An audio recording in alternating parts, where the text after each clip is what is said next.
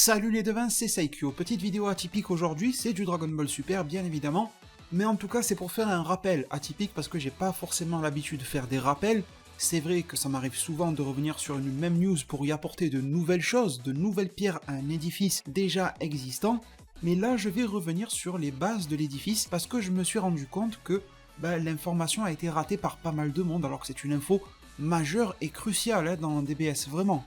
Que certaines personnes n'ont pas vu sur leur site favori ou sur leur chaîne YouTube préférée, enfin peu importe leur moyen de s'informer, beaucoup de gens sont passés à côté et ça me semble un petit peu particulier parce que oui, j'espère que vous en rappelez, mais sinon ça va permettre à certaines personnes de découvrir la news aujourd'hui. Il y a plusieurs mois en arrière, un nouveau film Dragon Ball a été annoncé et révélé officiellement. C'est pas des rumeurs, c'est pas des on-dit, c'est pas officieux ou je sais pas quoi, c'est vraiment officiel. Cette information-là était tombée le 4 juin 2019, j'en avais bien sûr fait une vidéo, et j'avais fait 2 autres vidéos sur le sujet, mais j'ai pas trop communiqué, j'ai fait 3 vidéos en tout, en plusieurs mois, c'est pas si énorme que ça dans le fond, et en gros, quelle était la news ?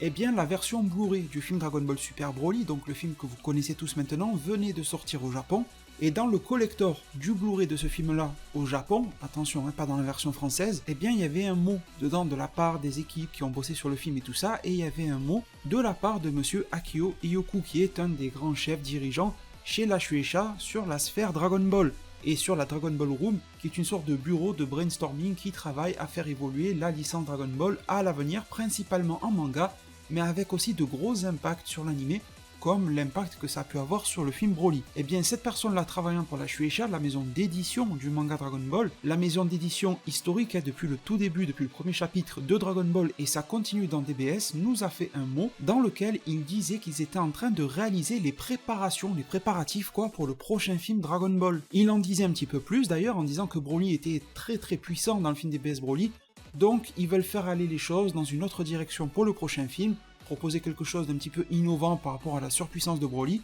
Ils disent qu'ils avaient fait très fort, ils avaient tapé très haut avec Broly, tout simplement, et qu'ils souhaitaient éviter de se planter en si bon chemin. Et ce chef de la Dragon Ball Room chez la Shueisha nous disait qu'il pensait que Dragon Ball continuera, c'était en juin, il nous disait que Dragon Ball continuera à partir d'ici, et qu'il nous demandait de rester attentifs et impatients pour ce qui allait être annoncé par rapport à la suite.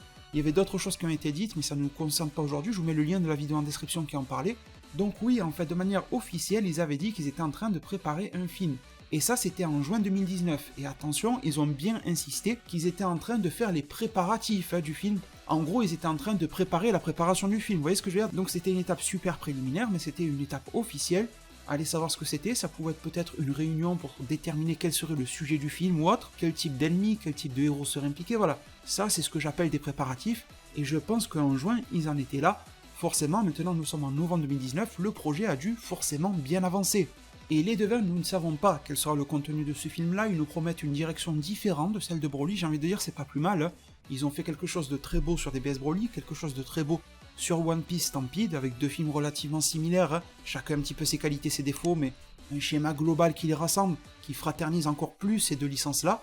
Et ensuite, nous avons eu une communication, alors celle-ci est moins à prendre au pied de la lettre, parce que c'est pas le staff japonais qui en a parlé, mais c'était lors de la San Diego Comic Con, donc là on part du Japon direction les États-Unis, et nous avons eu droit à une interview vidéo de la part des équipes de comicbook.com, une interview de monsieur Sean Schemmel et de madame Monica Rial, Sean Schemmel étant le comédien de doublage, donc la voix de Goku aux États-Unis, et madame Monica Rial faisant le même métier, mais concernant le personnage de Bulma.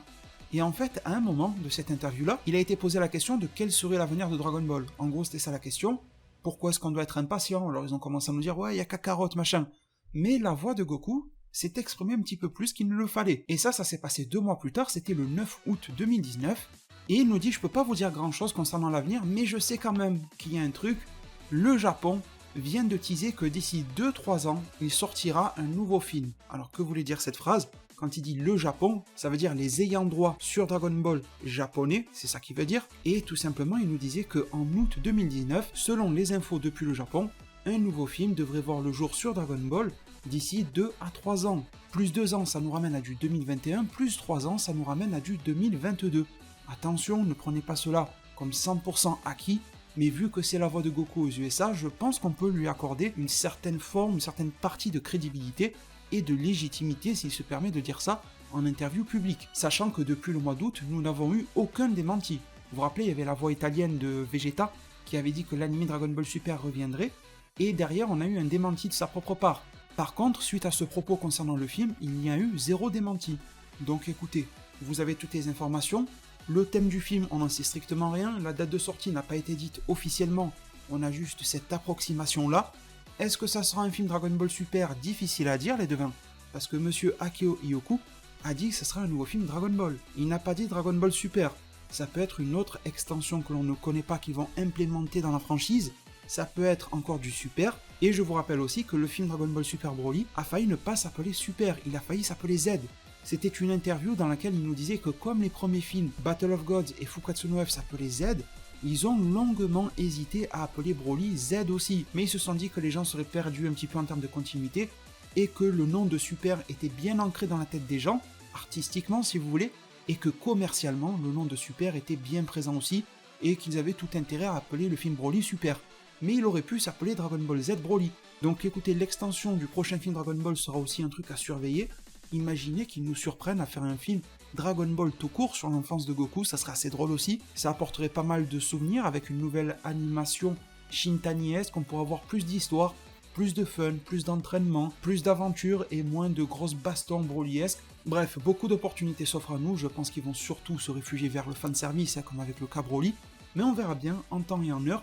On verra bien aussi ce que va nous proposer la Jump Festa en fin d'année. Ils peuvent très bien nous parler de la suite en manga après Moro, de ce nouveau film-là, qui sait, un teaser ou une information, une image, un titre, c'est tout à fait possible, ils l'ont fait pour Broly, pourquoi pas pour ce film?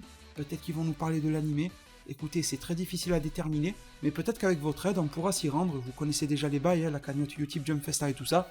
Je me permets juste de vous faire un petit rappel, le lien se trouvera en description pour aider tout ça. Merci infiniment à tous, le petit pouce bleu si la vidéo vous a plu, ça aide et ça booste clairement le référencement. Merci du fond du cœur, la priorité ça reste malgré tout de prendre extrêmement bien soin de votre futur, et à plus pour de prochains arts divinatoires.